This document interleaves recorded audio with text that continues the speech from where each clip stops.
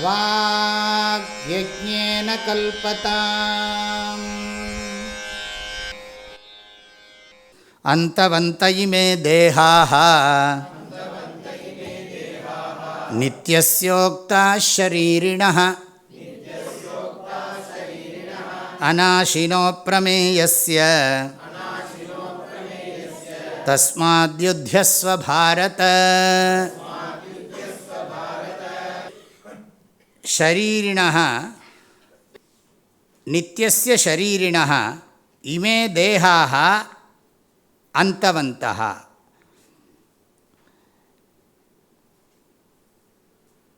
நித்யஸ்ய ஷரீரிணः உக்தாः இமே தேஹாः அந்தவந்தः. நித்யஸ்ய ஷரீரிணः, ஷரீரி அப்படின்னா ஷரீரத்துக்குள்ளே இருக்கிறவனுக்கு ஷரீரின்னு பேர். ஷரீரம் அஸ்ய அஸ்தி இது ஷரீரி. யாருக்கு ஷரீரம் இருக்கோ அவனுக்கு ஷரீரின்னு பேர். இந்த ஷரீரி ரெண்டு. அதனால தான் பிரம்மசூத்திரத்துக்கு சங்கராச்சாரியர் வச்ச பேர் ஷாரீரகம். பேரே ஷாரீரக மீமாம்சா அப்படின்னு தான் பேர் வச்சார். பிரம்மசூத்திரம்னு அவர் சொல்லலை, சூத்ராணி சொல்லுவார். ஆனால் அஸ்யாம் ஷாரீரக மீமாம்சாயாம் வயம் பிரதர்ஷயிஷ்யாமஹா. இந்த ஷாரீர மீமாம்சான்னு தான் சொல்லுவார். ஷாரீரக ஷரீரே பவம் ஷாரீரகம். ஆக இந்த உடம்புக்குள்ளே இருக்கிற தத்துவம், உடம்பினுக்குள்ளே ஒரு பொருள் கண்டேன். இதுக்குள்ளே இருக்கிற திங்கர் முக்கியமாக சொன்னால் திங்கர். இதுக்குள்ளே இருந்துட்டு மைண்டை யூஸ் பண்ணி யார் திங்க் பண்ணுறானோ he is different from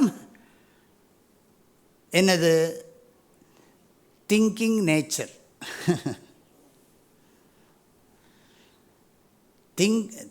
thought thinker is different from thought. புரிஞ்சுக்கணும். Thinker is different from thought because he is objectifying his own thoughts. எது ஆப்ஜெக்டிஃபை பண்ணுறோமோ அது நான் கிடையாது. Object never becomes subject, subject never becomes object. வராது. ஆகினால இதுக்குள்ளே நித்தியஸ்ய ஷரீரிணா பர்மனண்ட்டாக இருக்கக்கூடிய இந்த சைத்தன்யம், எட்டர்னல் பியூர் கான்ஷியஸ்னஸ் ரெண்டாக பிரிச்சுக்கலாம். நீங்கள் ஜீவ திருஷ்டியில் சொன்னாலும் சரி, பிரம்ம திருஷ்டியில் சொன்னால் அது ரெண்டையும் நான் கம்பைன் பண்ணிகிட்டே வந்துட்டுருக்கேன். நேற்றுக்கே சொல்லி வச்சுருக்கேன். விஷயோகம், அது ஒன்று புதுசாக சேர்த்துருக்கேன். விஷயோகம், தேகோகம், ஜீவோகம், சிவதாசோகம், சிவோகம். விஷயோகம்னா என்ன? எப்போ பார்த்தாலும் பணத்தை பற்றியே தியானம் பண்ணிட்டுருக்கு, அர்த்த சிந்தனை. அது மயமாயிட்டான். உடம்பை கூட கவனிச்சிக்காமல் அதையே நினச்சிட்டுருக்கான். அப்புறம் உடம்பு ரொம்ப முக்கியமாக இருக்குது, இது ரொம்ப பிபி ஹையாகிறது, சுகர் ஹையாகிறது, இது என்ன பண்ணுறது, மேனேஜ் பண்ணணுமே அப்படின்னா தேகோகம். இல்லாட்டி ஆப்ஜெக்டெல்லாம் யோசிச்சுருந்தோம் வச்சுக்கோங்க, அதை இதாக எடுத்து அந்த பக்கம் இப்படி போய் அந்த ப்ராப்பர்ட்டியில் இவ்வளோ ப்ராப்ளம், இந்த ப்ராப்பர்ட்டியில் அந்த ப்ராப்ளம்னா அந்த ப்ராப்பர்ட்டி தியானம்தான். பாடியவே மறந்துவிட்டான். அப்புறம் கொஞ்ச நாள் கழித்து பாடி தான் முக்கியம், ப்ராப்பர்ட்டியை விடு, ஆஸ்பத்திரிக்கு போ அப்படின்னு ஆகிடுறது. ஆக விஷயோகம், விஷயோகம்னா ஆப்ஜெக்ட்ஸ் நிறைய சேர்த்து வச்சுருக்கிற ஆப்ஜெக்டை பற்றியே தியானம். அப்புறம் கொஞ்சம் பரவாயில்லைன்னா சப்ஜெக்ட்டுக்கு வந்தால் சப்ஜெக்ட் என்னவாக இருக்குன்னா பாடியாக இருக்குது. இப்போ பாடியை ப்ரொடெக்ட் பண்ணு, தேகோகம். அப்புறம் எங்கேயோ சாஸ்திரத்தில் அங்கங்கே தர்மசாஸ்திரம்லாம் படித்த உடனே இல்லை நீ தேக வத்திரிக்த ஜீவாத்மா, உனக்கு ஏதோ பகவான் ஏதோ நீ பண்ண புண்ணியத்துக்கு இந்த உடம்பை கொடுத்துருக்கார், அதனால் நீ தர்மானுஷ்டானம் பண்ணணும், ஈஸ்வர பக்தி பண்ணணும் அப்படின்ன உடனே கொஞ்சம் மனசு மாறுது. ஆக நான் ஜீவோகம், தேகோகம் இல்லை. ஆக என்னால் இனி அடுத்த சரீரத்துக்குள்ளே போகிறதுக்குள்ளே ஏதாவது புண்ணியத்தை பண்ணிவிடுவோம், இல்லாட்டி சரீரமே இல்லாமல் பண்ணிப்போம் அப்படின்னு அந்த புத்தி வருது, ஜீவோகம். அப்புறம் வேதாந்தம் படிக்க, அது மாத்திரமில்லை, என்னை தர்மத்துக்கு, தர்மசாஸ்திரத்துக்கு தர்ம சேவகத்துவம், ஜீவன் தானே தர்ம சேவகன், தர்ம சேவகத்துவம், ஈஸ்வர தாசகத்துவம். அதனால் நீ ஜீவன் ஈஸ்வரனுடைய தாசன் அப்படின்னா. அப்புறம் எத்தனை நாளைக்கு தான் இப்படி நான் பூஜை பண்ணிட்டு இது பண்ணிவிட்டு சரீரமாக சுற்றுறதுன்னா யார் சொன்ன? நீ ஜீவன், சிவா, நீயே சிவன். நீ சிவதாஸ் இல்லை, சிவன்தான் நீ அப்படின்ன உடனே அது இன்னும் அடுத்த ஸ்டேஜ். இதுதான் வழி, ஞாபகம் வச்சுங்க. இதிலிருந்து மெட்டீரியலிசத்துலேருந்து இந்த லைஃபுக்கு வந்து ரிலிஜனுக்குள்ளே என்டர் பண்ணி அப்புறம் ஃபிலாசபிக்கு போய் அப்புறம் பியாண்ட் ஃபிலாசபி எல்லாத்துலேருந்து இது பண்ணுறோம். Materialism to religion, religion to philosophy, philosophy to வாட்டுன்னா ஃபிலாசபி டு நோ ஃபிலாசபி. யார் ஃபிலாசபர்? அதையே நெகேட் பண்ணிடுறோம். இதுதான் படி. சக்கனி ராஜமார்க்கமோ. இந்த ஸ்லோகத்தில் சொல்கிறார், நித்தியஸ்ய ஷரீரிணா, இந்த ஷரீரி இங்கே ரெண்டாக பார்த்துட்டே இருக்கணும். ஜீவோகம் பிரம்மைவாகம், ஜீவன் பிரம்மன், சோல் பியூர் கான்ஷியஸ்னஸ். இது ரெண்டையும் நம்ம ஹேண்டில் பண்ணிகிட்டே இருக்கணும். ஏன்னா வேதாந்தம் படிச்சுன்னு இருக்கோம், பாடியில் பாடி மெயின்டைன் ஆகின்னு இருக்கு. இந்த தத்துவம் புரிஞ்ச உடனே சமாதிக்கு போய் சரீரமே தெரியலன்னா அது வேறு விஷயம்.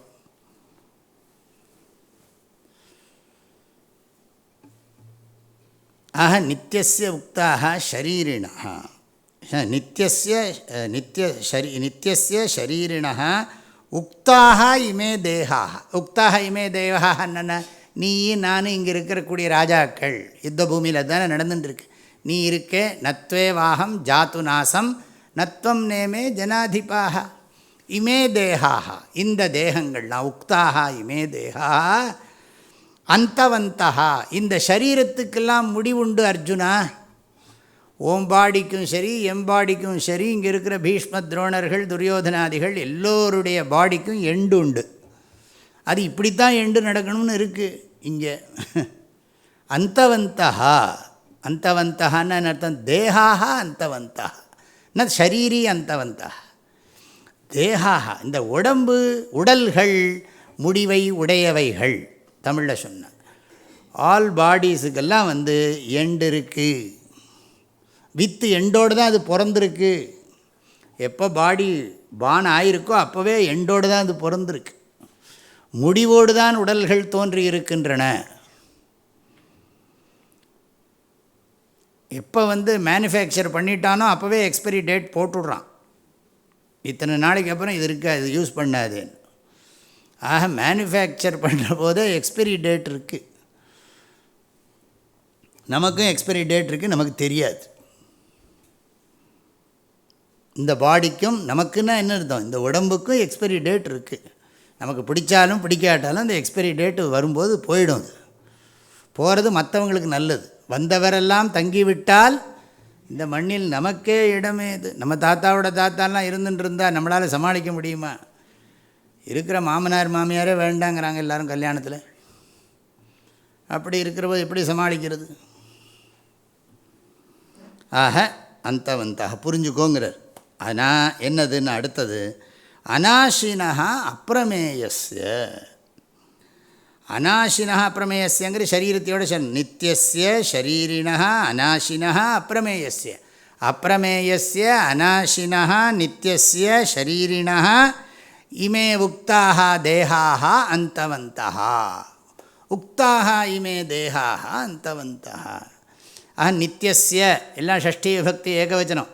ஷரீரிணா, அப்புறம் ஷரீரி ஷரீரிணவ் ஷரீரிணா, அதுவும் இது. அநாசினா அழியாத, அப்பிரமேயஸ்ய இந்த லக்ஷணம் இங்கே எடுத்துக்க போகிறேன். ஆத்மா அப்பிரமேய.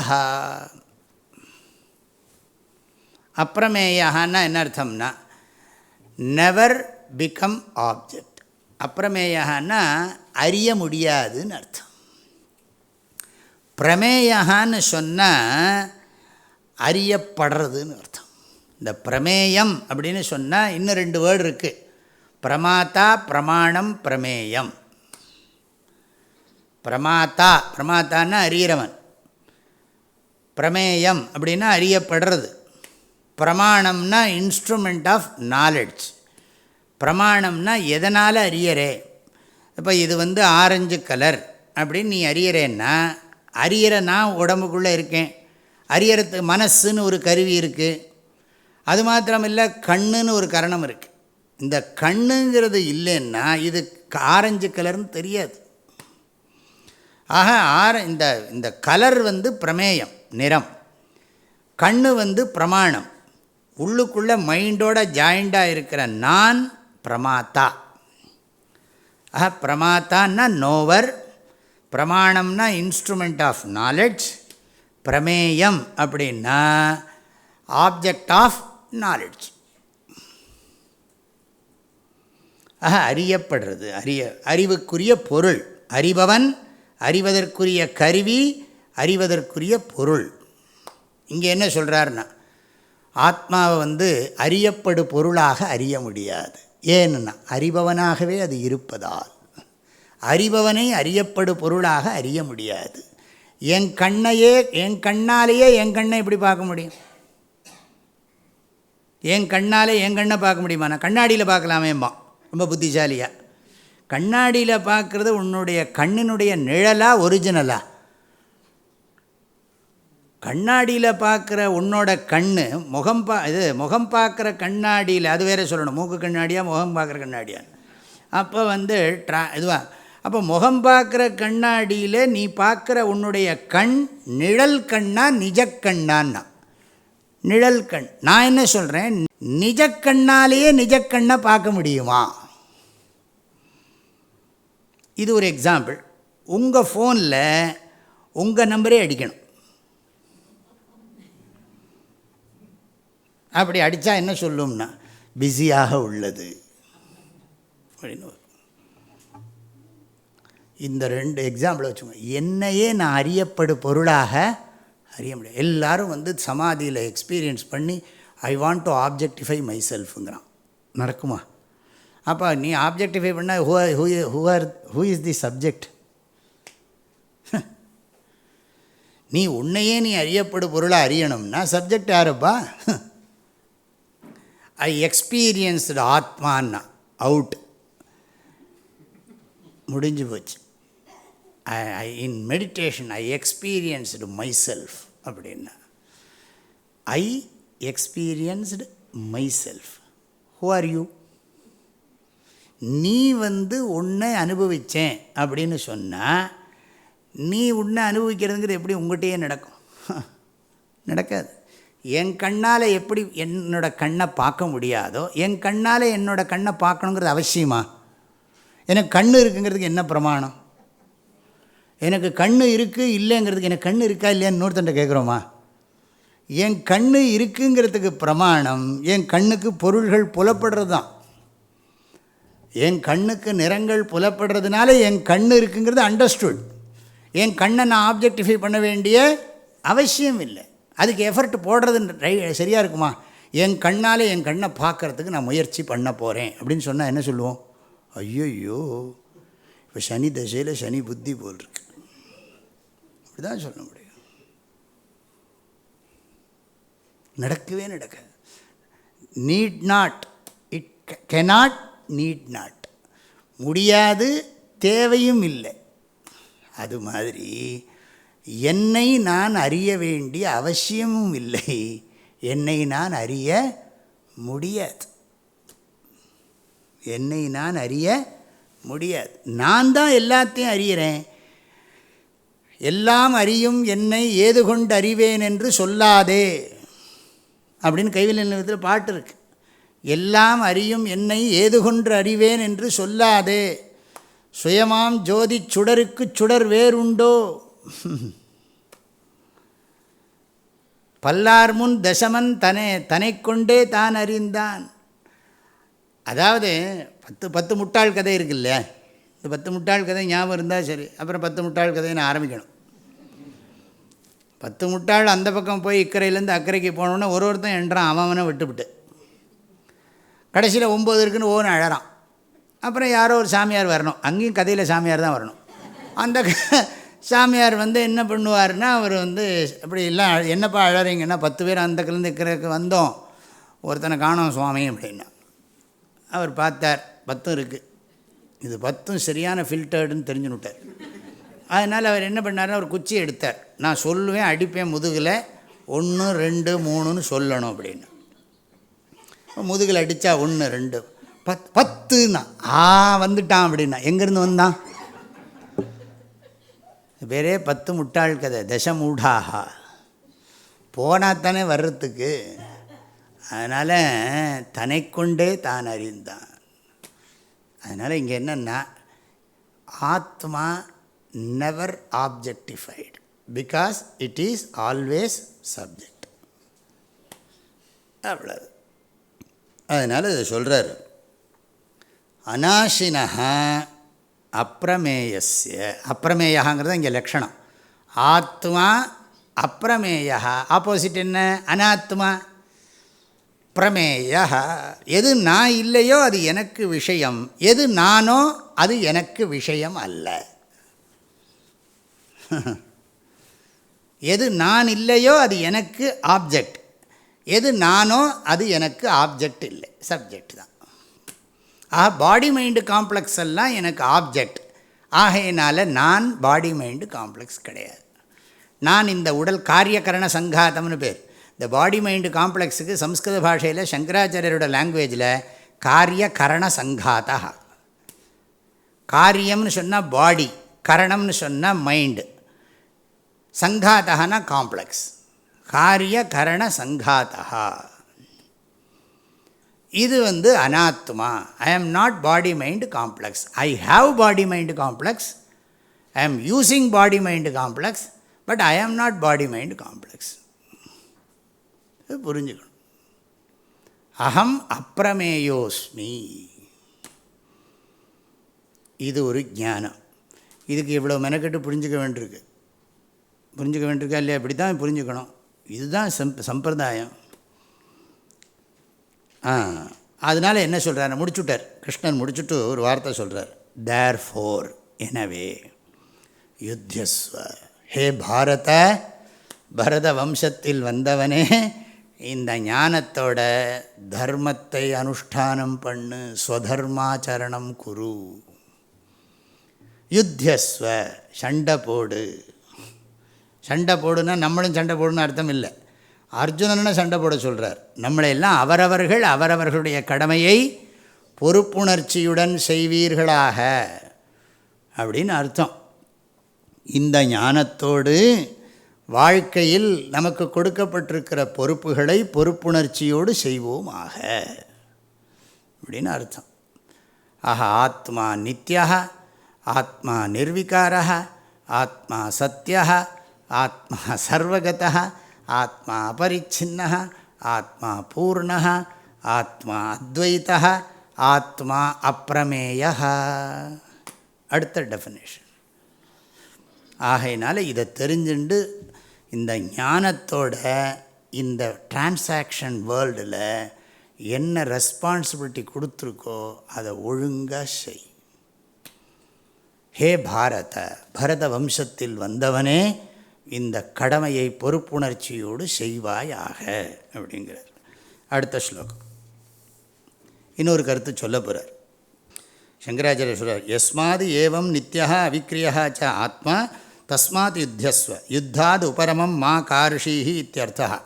யுத்தியஸ்வங்கிறதுக்கு என்ன அர்த்தம்? இந்த சண்டையை விட்டு நீ போகக்கூடாது. சங்கராச்சாரியர் எப்படி அர்த்தம் பண்ண? யுத்தியஸ்வன்னா யுத்தம் பண்ணுங்கிற அர்த்தம் போடலை. என்ன சொல்கிறார்? இந்த யுத்த பூமியை விட்டு நீ வெளியே போகக்கூடாது, யுத்தத்தை செய்தாக வேண்டும். ஆக யுத்தாத்து உபரமம் மா கார்ஷீஹி, யுத்தம் பண்ணுறதுக்குன்னு வந்த நீ யுத்தம் பண்ண மாட்டேன்னு சொல்லக்கூடாது. இதெல்லாம் முடியட்டும், நம்ம 2 பேருமே போவோம், வீட்டில் எல்லார்ட்டையும் சொல்லிண்டு ரிஷிகேஷில் ஒரு சுவாமிகிட்ட சொல்லி வைக்கிறேன். அதுக்கப்புறம் அங்கே போய் நம்ம சன்னியாசம் வாங்கிட்டு வேதாந்தமெல்லாம் படிக்கலாம். என்ன சமத்தா பண்ணலாமா? ஒழுங்காக இப்போ சண்டை போடுன்னு அப்படி மாதிரி பேசுகிறார் கிருஷ்ணர். இங்கே சொல்கிறார் சங்கராஜன், நகி அத்த யுத்த கர்த்தவியதா விதீயத்தை, யுத்தே பிரவருத்தா ஏவஹி அசௌ சோகமோக பிரதிபத்தா தூஷ்ணீமாஸ்தே தஸ்ய கர்த்தவிய பிரதிபந்த அபநயன மாத்திரம் பகவதா கிரியத்தை தஸ்மாத் யுத்தியஸ்வ இதி அனுவாத மாத்திரம் ந விதி. ரொம்ப டெக்னிக்கல். என்ன சொல்கிறார்? நகி அத்த யுத்த கர்த்தவியதா விதீயத்தை, இங்கே யுத்தம் பண்ணணும்னு கர்த்தவியம் சொல்லலை. யுத்தே பிரவருத்தா ஏவ, அவன் சண்டை போடுறதுக்கு தான் வந்தான். ஆனால் என்ன எடுத்து இந்த சோக மோகத்தினால பிரதிபத்தமாகி பேசாமல் இருந்தான், சண்டை போடாமல் பேசாமல் இருந்தான். காரணம் என்னென்னா அவனுக்கு இருந்த சோக மோகம்.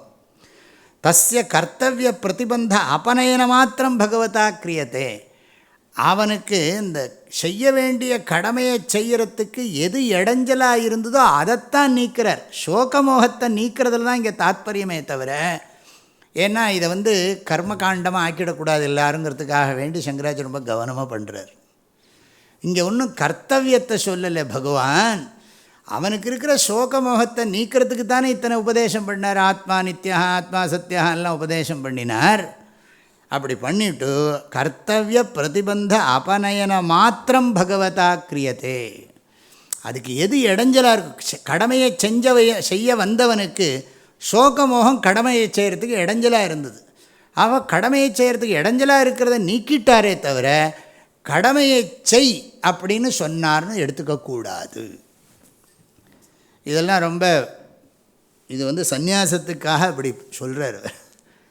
ஏன்னு கேட்டால் கர்மம் பண்ணித்தான் ஆகணும் அப்படிங்கிற கட்டாயம் இருக்கிறதுன்னு கீதையில் சொல்லியிருக்குன்னு இது பண்ணக்கூடாதுன்னு அவருடைய அப்ரோச் வித்தியாசமானது.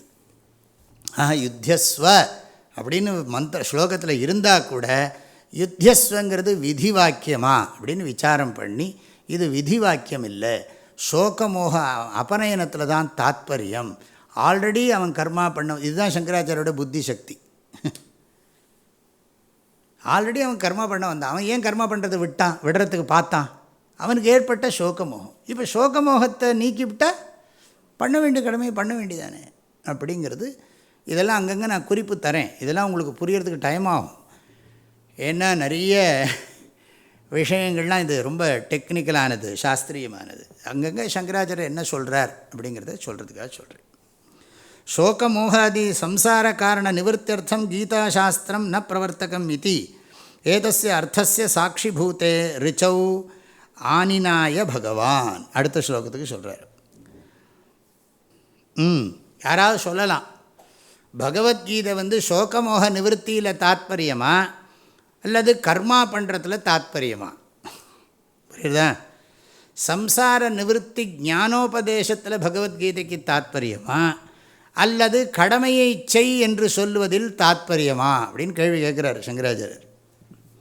கடமையை செய்வது என்பதிலே இங்கு தாத்பரியம் இல்லை, சோகமோகத்தை நீக்குவதிலே தான் இங்கு தாத்பரியம் அப்படிங்கிறத எஸ்டாப்ளிஷ் பண்ணுறதுக்கு கட்டோபனிஷத்துலேருந்து 2 மந்திரத்தை கோட் பண்ணுறாருங்கிறார்.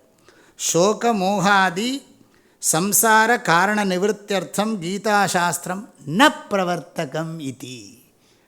அது ந பிரவர்த்தகம்னு சில பேர் சொல்கிறாங்களா. பகவத்கீதையோட லட்சியம் சோகமோகத்தை நீக்கிறதெல்லாம் கிடையாது, கடமையை செய்யின்னு சொல்கிறதுல தான் தாத்பரியம் அப்படின்னு யாராவது சொன்னால் அது இல்லைன்னு புரிய வைக்கிறதுக்காக வரப்போகிற ஸ்லோகங்கள் 2 இருக்குங்கிறார். அதை கோட் பண்ணுறார். எவ்வளோ கவனமாக இருக்கார் பாருங்க. படிக்கலாம், ஸ்லோகத்தை படிக்கலாம்.